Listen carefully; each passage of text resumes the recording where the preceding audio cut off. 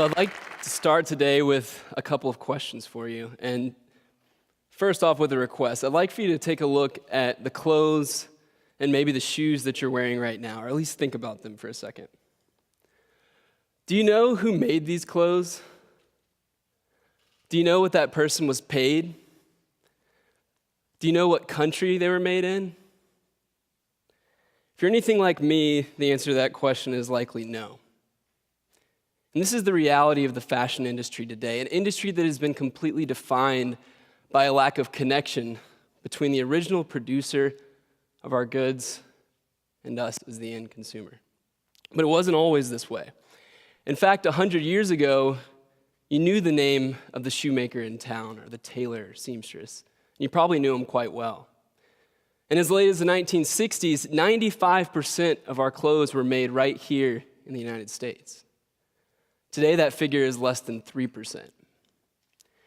And as the distance from the production location to the purchase location of our products has grown, what has decreased is the amount of accountability and transparency in our supply chains. As you might imagine, this has had disastrous implications for people, the planet, and even us as the end consumer. What I'm curious to know is, does it have to be this way? In order to dig into these issues and understand a bit further, the first thing we have to do is understand what exactly has happened. And over the past several decades, as the world has continued to globalize, trade barriers have softened, which has enabled major brands to jump from one country to the next in pursuit of cheaper and cheaper materials and cheaper labor.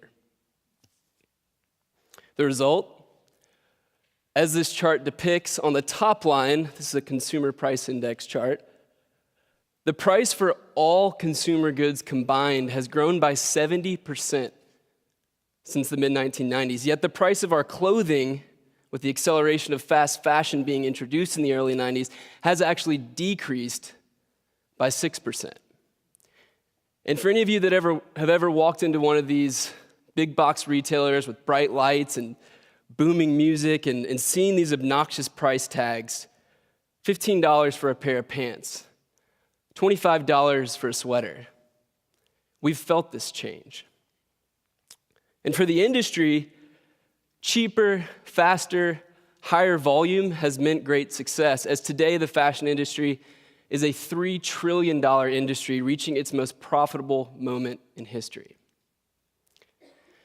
Yet as my good friend Andrew Morgan asks in his film, The True Cost, who is bearing the brunt of the success of this industry? Well, that is the people making our products, the planet that we live in, and ultimately us as the end consumer. When it comes to you and me, the concept of fast fashion and these cheap prices make us believe that we're actually saving money, that it's good for our wallets. But actually all that's happening is that we're buying more. Since the early 1990s, average consumption has increased by 500%. And what's interesting about this is that while our closets may have gotten a little bit bigger since the early 90s, I don't think that they're physically 5 or 6 times the square footage that they once were, are they? And I'd like to suggest that that is because the value of the products that we're buying, the quality of the products we're buying has gone right down with the cost. And this is one of the ways that fast fashion has fooled us, again, into believing that we're saving money when in reality all we're doing is buying more of a lower quality product. But much more importantly, fast fashion today is destroying people and the planet. And the fact is we've been left completely unaware, yet we are half of this equation as consumers. When it comes to the planet, what's going on breaks down into where our products are made, how they're made, and where they ultimately end up. Regarding where they're made, while in the US, we've established much more sustainable forms of energy, the vast majority of our products are made in the developing world, in countries that are still largely dependent on the dirtiest of all fossil fuels, coal. Additionally, as depicted here by Zara's supply chain, the largest fashion retailer in the world, Oftentimes, our products are cut in one location, assembled in another, and have to cross multiple oceans before they end up in our hands. It comes to no surprise then that it's been estimated that the fashion industry is responsible by itself for 10% of the world's carbon footprint.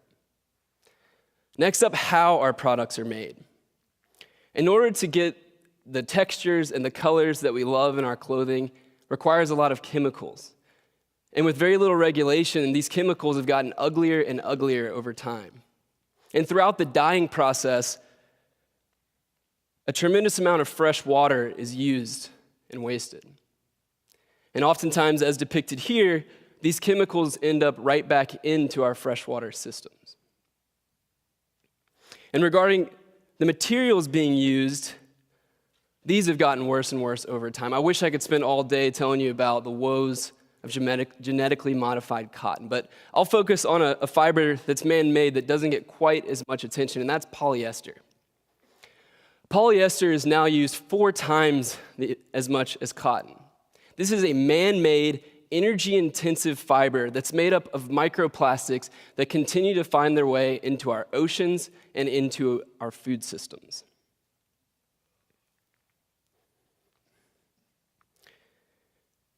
All of this adds up to the reality that the fashion industry is now the second highest polluter of fresh water. And now, another problem with polyester, as it's made up of microplastics, what that's meant is that every single piece of polyester that's ever been made is still in existence today, which is how we end up with mountains of clothing like this in landfills. And if you think back on that 500% consumption stat and the fact that our closets aren't much bigger, maybe it's not that big of a surprise then that estimates range from 50 to 85 pounds as being the amount of product that consumers throw out the door, throw away each year. And globally, 4 billion pounds of textile waste is put into landfills each year. So when we think about how our products are made, where they're made, and where they end up, the grave reality is that it's estimated that the fashion industry is the second most pollutive industry in the entire world today, behind only oil. And when it comes to people, as I mentioned earlier, this search for cheaper and cheaper labor moving from one country to the next has created a race to the bottom that's now full of abuse in the supply chain. It's created a natural house of cards that could literally collapse at any moment. And to give an example of this, I'd like to talk briefly about the country of Bangladesh. This is a government who has strategically kept their minimum wage at a low place so as to attract foreign investment from major apparel companies. And from a capitalistic perspective, while this has been great because they're now enjoying one of the fastest growing economies in the world, the reality is that this house of cards actually did collapse on a world stage just a few years ago. If you recall, the Rana factory collapse and the Ali Enterprises fire that killed over 2,000 people and injured thousands more, all of whom were garment workers making the clothes that we wear every day. Apart from these tragedies, a similar reality exists in the rest of the world. This is an industry where child labor and forced labor abound.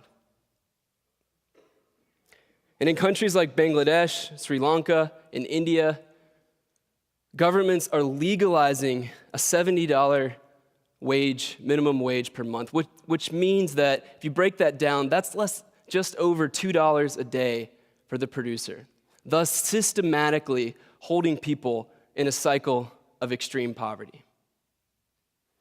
When we think about what's going on in our planet, what's going on with the people in this supply chain, it begs an obvious question. Could there be a better way?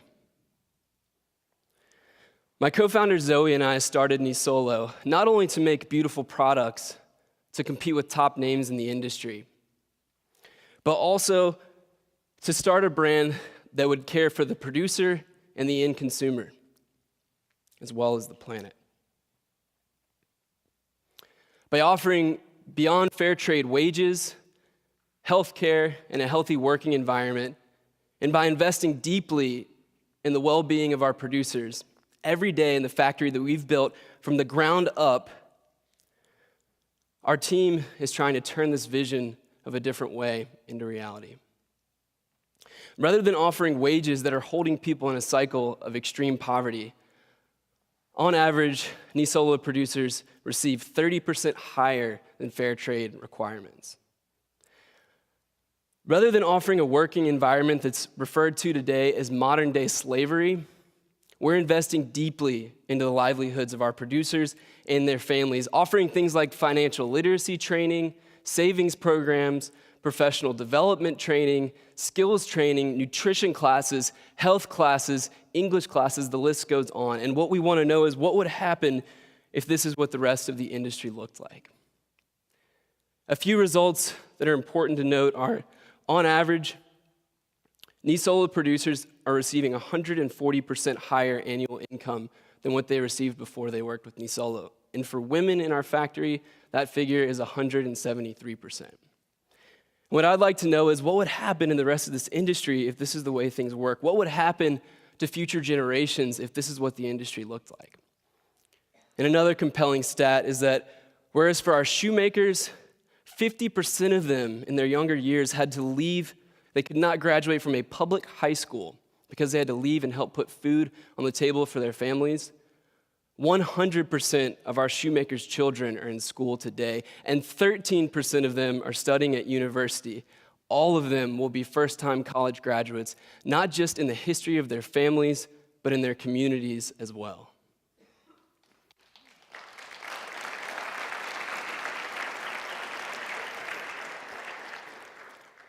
And I know what some of you might be thinking.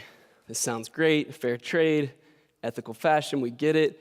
Go ahead and show us some pictures of maybe some crafty-looking sandals, or perhaps if these products do look good, they must be obnoxiously expensive. These are the stereotypes we have to get rid of. These are pictures of Nisolo products. Every day, our team is investing time into the quality and design of these products, knowing that only by competing with the top brands in the industry who are cutting corners left and right will we be able to drive the change that's necessary. And when it comes to our business model, we've cut out all the middlemen along the way. We work directly with ethical factories and sell directly through our website to you as the end consumer. This way, we can offer a competitive price point and maintain healthy margins. The work that we're doing, and many brands like us are doing right now in the industry, is beginning to challenge the assumption that our values and ethics have to be at odds with our personal style or consumption choices.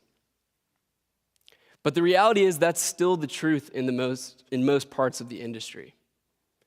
But it doesn't have to be this way, and I'd like to suggest that change is realistic. And here's a few reasons why. First off, when we think about the labor cost, what would it take to create living wages at the bottom of the supply chain? Well, if you think about the shirt you're wearing right now, the reality is that the end price that you're paying, only about 1% to 3% of that is given to the original producer. So we're not talking about big changes in prices or margins that brands are receiving. When it comes to technology, we already have technology for cleaner forms of energy. We already have technology for better fibers than polyester. If I can pull my phone out and press one button and be FaceTiming with an HR manager in a factory on the other side of the planet, or I can press another button and know exactly how many feet of leather we have in stock thousands of miles away, then I refuse to believe that we lack the technology to create better accountability and transparency all the way down the supply chain. When it comes to governments, we know they have the ability to enforce these changes, but what they need is demand from the citizenship. And so what about consumer desire?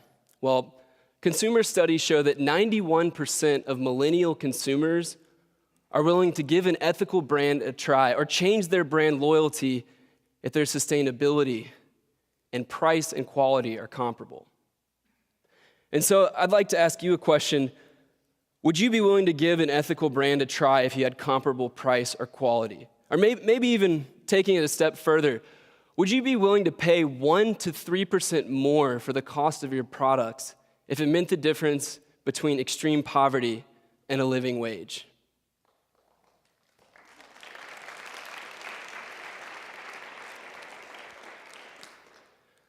The free market has always shown that where there is demand, supply will be created. And the way that we create this demand is by turning these desires into action. And as a consumer, you're one of the most important stakeholders in this equation. And so I'd like to leave you with a few things all of us can do to create this change. First off, stay curious and get involved. If there's anything I've said today that has struck a chord with you, I encourage you to dive deeper into these issues, questioning the brands that you love, understanding their methodology and process. And secondly, all of us can consume smarter. This may happen first and foremost by taking better care of the products that we own now, being so bold as to shop secondhand, or if you are going to buy from a new brand or new products, then choose an ethical brand. Look for third-party certification like B Corp and Fair Trade. Find brands you can trust. And I don't want to hear the excuse that it's too hard to find. I encourage you to type the word sustainable or ethical into this incredible tool called Google, and there's a strong chance that maybe the brand isn't perfect, but there's a strong chance that it's better than what you're purchasing today. And in closing, maybe you're like me. Maybe you didn't grow up with a passion for the fashion industry at all. Maybe you don't think twice about the clothes that you put on each day. But what I want to encourage you to think about is that if you care about the cost per wear, value, and the quality of your products, if you care about the environment, if you care about climate change, if you care about poverty alleviation, if you care about women's empowerment, or any of the other issues that I've brushed on today, I encourage you to look no further than the clothes you're putting on each morning and the purchases you're making each season. And I'd like to close with an invitation. Knowing all this information, let's begin to work together to return fashion to what it once was. About people, about art, and valuing the producer and the planet just as much as we value ourselves as the end consumer. Thank you.